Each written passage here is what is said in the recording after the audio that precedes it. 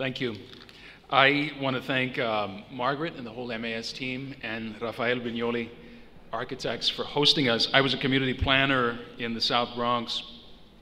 Not to extend the bio, but to add one note, I was a community planner in the South Bronx 20 years ago, and this firm collaborated on one of our biggest projects near Yankee Stadium. It was very exciting. It was all about inclusion and making the most of a big public project. And for that reason, too, it's a treat to be here with all of you.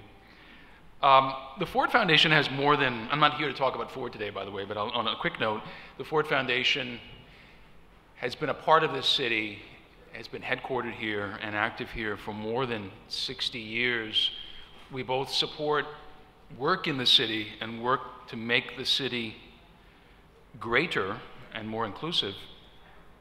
Recently, we were able to support the analytic work by NYU that directly informed the city's new housing strategy. And it was a delight to be able to do that and to be able to connect the analysts and planners to some wonderful work going on elsewhere, something called the High Cost Cities Forum, excuse me, and to other work going on around the country and around the world. And we're thrilled when we're able to do that.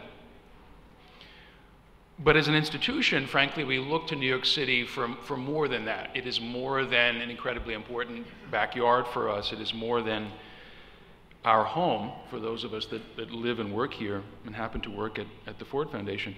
We also look to New York City for inspiration. We look to it to take chances and to lead and to make the most of its incredible set of assets, its people, most importantly, as the wonderful compendium behind today's event really underlines. And it's in that spirit that I want to share a few ideas with you over the next few minutes. I'd like to talk about four things very briefly. One I'll call inclusive innovation, and I'm referring to the innovation economy. The second is access to jobs, including the transportation piece of that equation. The fourth is, the third, it's still early in the morning, the third is housing affordability, and I'd really like to talk about affordable housing as community building. In other words, pick up right where the panel and where Carl left off this morning. And the fourth is inclusive placemaking. Because I think we've learned a thing or two in planning about how and how not to do placemaking, how and how not to develop or redevelop the urban environment. I think the question for New York is, will it make the most of the moment? And will it grow the playbook and take some chances and really help to lead and not just fall into familiar habits or fall into a comfort zone? Let me start with inclusive innovation. I'll touch on each of these. Bear with me. I'm going to move at a New York City pace here. Touch on each of these very briefly.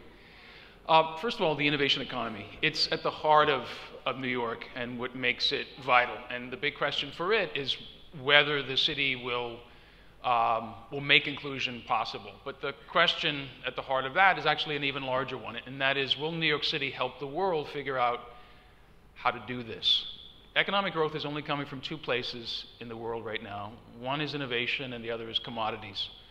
Commodities is things like oil, shale gas, minerals, a variety of other things. It's what's making Rio de Janeiro boom, the offshore oil. It's what's leading to the boom in the Great Plains states, where the unemployment rate is incredibly low, places like North Dakota. It's because of fracking, it's because of shale. Commodity-led growth is a very, very different kind of growth, and there are a tough set of challenges there as well, and they're not just environmental challenges. For innovation economies like New York, it is, and you all know this, it's about knowledge, creativity. It's not just R&D intensive sectors. It's not just information technology or things created in a pharma lab or whatever Google is thinking about today. It's all kinds of innovation, but this is the engine. It's the stuff that the city exports, whether it's a physical good or a service, that the rest of the world wants.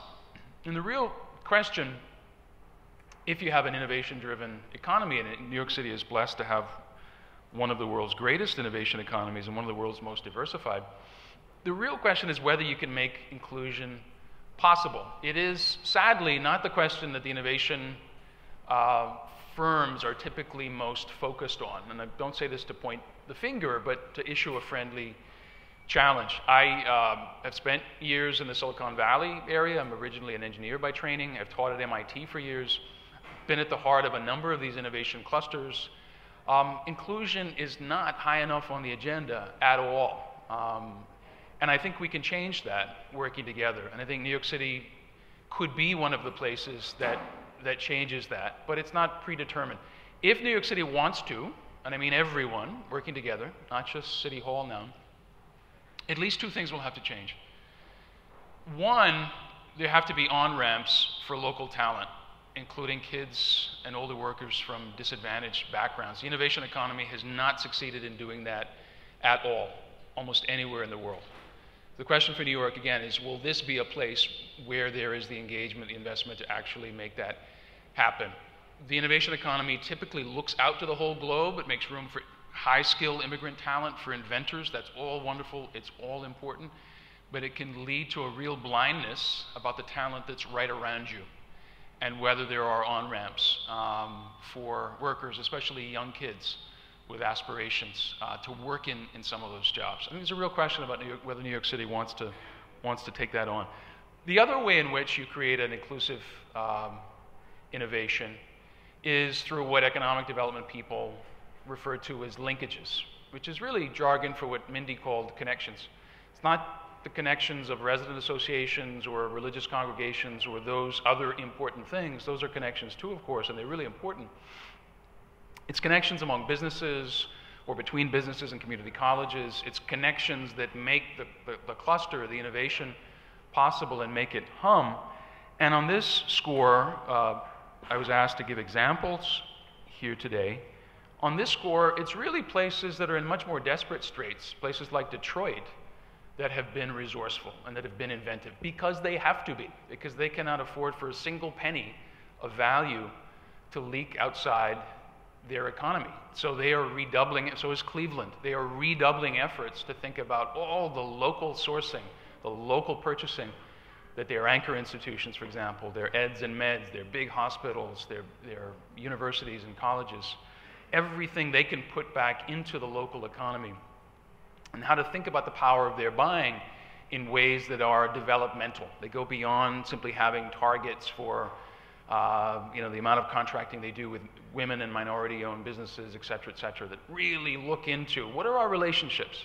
How are we growing entrepreneurship around us? How are we helping to grow our local economy? I think those are major questions, and New York City certainly is home to massive anchor institutions and to many other kinds of firms, including high technology firms and, of course, financial firms that can ask and answer those questions in ways that really complement what the public sector does. And the formal innovation districts can be a part. They can be some of the epicenters, some of the places where that kind of risk-taking focused on inclusion actually happens. Access to jobs, hugely important. My friend and former Obama administration colleague, Polly Trottenberg, is here in the audience. Was delighted to read in the compendium, in the terrific compendium of ideas for today's session, for this conversation, a set of ideas about what has been happening, where people are living, how far they are commuting. One might add how much they are spending on the combination of housing and transportation costs. It's the combination of those two together with the huge time burdens associated with long and difficult commutes that really, I think, put a focus on what it means to be isolated spatially from economic opportunity, or they're a dimension anyway of what it means to be isolated spatially from economic opportunity in the city. And the next generation of transportation innovations and of holistic thinking, we've heard very encouraging things this morning from the panel and from Carl, the holistic thinking about housing and jobs and neighborhood redevelopment in that multifaceted way are certainly very encouraging. Here, again, a friendly warning or a note of challenge. It's New York City that helped to teach us that you can be physically proximate to a job and yet socially very distant from it. This was shown years ago, by the way, right on the Brooklyn waterfront. And the Brooklyn waterfront is different today than it was 30 or 40 years ago. But I cite this as as a caveat or as a cautionary note, it was on the Brooklyn waterfront that very careful work focused on a specific puzzle. Why are so many of the people that live in public housing near the waterfront not employed on the waterfront? Why are they not getting access to those ostensibly pretty good jobs in wage and benefit terms, or good for the time at any rate? And the answer had to do with racial discrimination in part. It had to do with unions and union leadership and union membership and how recruitment into unions worked. In other words, there was a whole institutional dimension to this, and physical proximity was only a piece of meaningful access, but it certainly is an important piece. Topic number 3, housing affordability, and how to think of this in terms of community building. There is terrific ambition in the city's new strategy. It's sorely needed, of course. New York City, here again, it seems to me, it's an exemplar, it's an icon. It's not unique in the world in facing an affordability crisis. This is the crisis, really, facing successful innovation economies. People being priced out, in other words.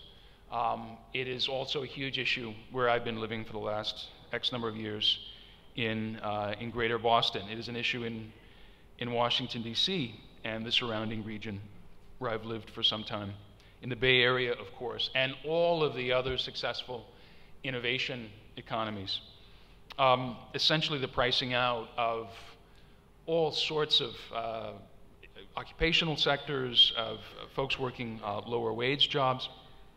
And preserving affordability is fundamental to any sort of access for reasons we've heard. I won't revisit them. But here again, I think we need to, on one hand, be determined to make the most of the city's assets, while at the same time taking lessons from elsewhere.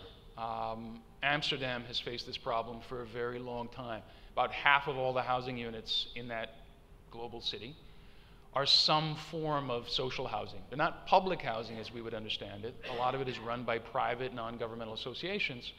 But the mixing of incomes, the preservation of affordability are at the core of how that place has developed for upwards of 60 years. Now, New York City has a lot to point to in that regard. But it seems to me as we're on this eve of another generation, another chapter of invention and commitment and all the things that the people in this room and many other partners can make possible, there's some big questions about how to promote or how to pursue affordability in ways that build community. Brad and Mindy and others underlined some of those challenges over the last few minutes, over the last hour or so. Number one, what do the business models look like? In other words, if we're looking to make connection possible and we need to be able to support vital community organizations of a variety of kinds, not necessarily one form for every neighborhood all across the city, how do you generate the resources for that?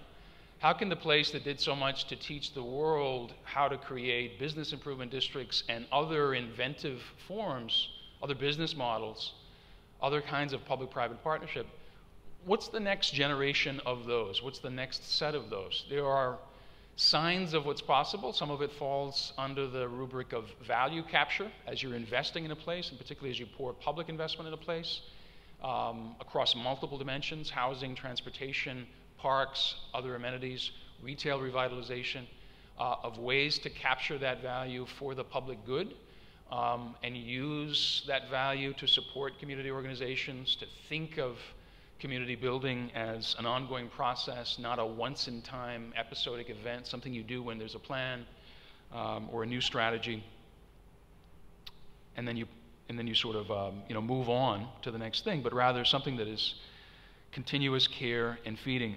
To me, that's one of the central questions, in addition to the technical ones, of course, about land use and the best mixes of public and private investment. And we in philanthropy need to ask ourselves as well what we do to make impact investing possible, whether our funds are blended with public funds in ways that are most useful. I predict we're on the eve of another era of inventiveness on that front as well, and that's a good thing. And we see many, many public and private funders asking themselves this question about how their investment can lead to impact. I hope for this city's sake and again, for the sake of many other communities that can learn from New York City if it takes some chances, that promoting affordability as a strategy of community building and figuring out the nitty-gritty, to some people banal details that make that possible, including what I refer to as the business models in the broad sense. What are the institutions? How do you capture the value? What are the revenue models for making that work and making it sustainable? I think all of that is at stake in a really exciting and really important way. The final thing I'd like to touch on briefly is inclusive placemaking. And here I'm going to be a recovering planning professor for a moment, if you'll let me. In a sense, some of the challenges to a dramatic redevelopment of place and a reimagining of place, and all of the challenging conversations that go into thinking about important changes in the physical city and the physical landscape, and whose interests are served and who gets heard and all those things, they raise questions about resistance, about pushback, about having inclusive and therefore, in some ways, more challenging conversations about what sort of future is desirable, what trade-offs are acceptable or not. And here I'll note, I hope not in a negative way, but again, just with an eye toward history, pushback, resistance, sometimes expressed as NIMBYism. We haven't really used that word this morning, but why not? Let's bring it in. In a sense, NIMBYism is a gift to us from the 1960s. And I mean that to sound like a two-edged sword. In other words, it's a gift of an era that was all about reinventing the politics of planning, of what was possible, of who was heard, of who was listened to, that we have the good problem of having to engage a wider range of voices and organize interests. It turned out that helping people to organize and getting them to the table was only half of the equation. It is one thing to be able to stop stuff. It is another to be able to agree to do stuff together, which raises challenging questions about trade-offs, right? And I think for this city, and again, through this city, to teach and to help many, many other places and to inspire them as they face up to these kinds of challenges, the challenge of inclusive placemaking, of using the physical city and the remaking of the city, not only to decide about the particulars of land use or how to connect economic activity and cultural activity and distant neighborhoods, or what for now are distant neighborhoods, and yes, promote resilience because it's an imperative. The challenge is also how to figure out how to do planning better, and not merely to engage an array of voices and then crowd them into, let's say, public hearings, which every study tells you, by the way, are among the most disastrous ways, the least effective models for leveraging people's creativity, for having them grapple with the hard choices that government has to make, for having them work out trade-offs together and really touch them and really feel them. Other parts of the world are engaging this, and they are throwing out the playbook, and they are trying new institutional forms and new processes. And I think a real question for New York City, just as challenging as on those other fronts I talked about, will inclusive innovation, an inclusive innovation economy, be the thing that New York City helps the world learn how to do? Will that be one of the things? Will there be meaningful access to jobs, social as well as spatial?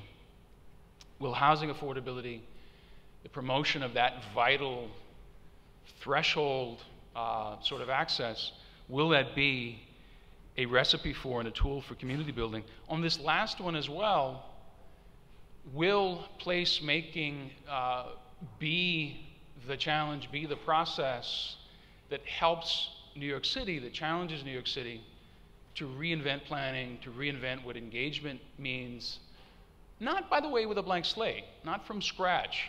I think there are a lot of lessons already, and there are other places to learn from, but can we do more than celebrate voice and the organization of interests and having a good, honest, New York-style, feisty set of debates over the future of neighborhoods and how they connect to the core and to the whole?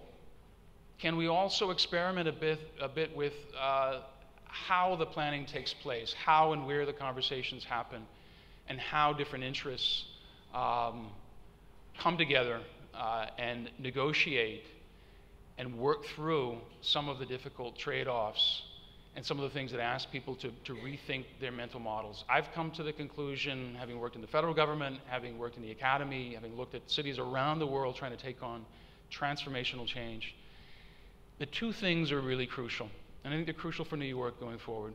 One is learning, and the other is bargaining. Learning is what lets us rethink our interests. It's the key to taking a set of disparate voices or seemingly disparate voices and not merely ending up with impasse, because people can reimagine what they want. And with a nod toward Mindy and others on the panel, can reimagine their connections to one another. Learning is a really powerful thing, but there are limits to it too. Some people conclude their interests really are different at the end of the day, or some of their interests are different. So the bargaining really matters as well. It's no failure to sort of say we need tools that resolve conflict and we need spaces in which that can happen.